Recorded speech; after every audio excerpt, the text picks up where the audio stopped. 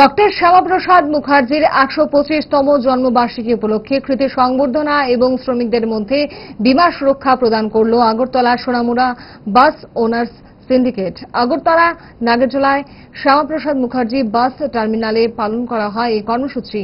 এলাকার শ্রমিক পরিবারের মাধ্যমিক এবং উচ্চ মাধ্যমিক স্তরে মেধাবী কৃতীদের মধ্যে তুলে দেওয়া হয় সম্মাননা স্মারক।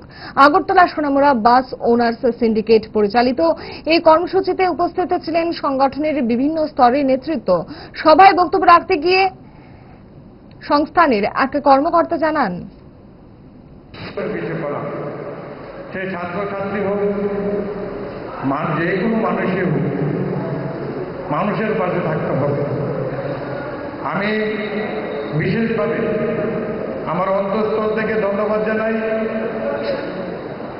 আগরতলা সোনামুড়া বাস সিন্ডিকেটে, যার অক্লান্ত পরিশ্রমে আজকের যে আয়োজন, আমার সবচেয়ে স্নেহের ছোট ভাই আগরতলা সোনামুড়া বাস সিন্ডিকেটের সাধারণ সম্পাদক পান্নাগন মহাশয়,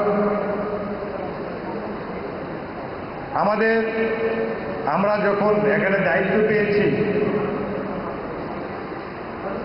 আমাদের প্রথম উদ্দেশ্যই একটা,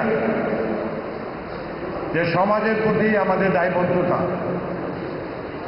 সমাজের প্রতি থাকতে হবে।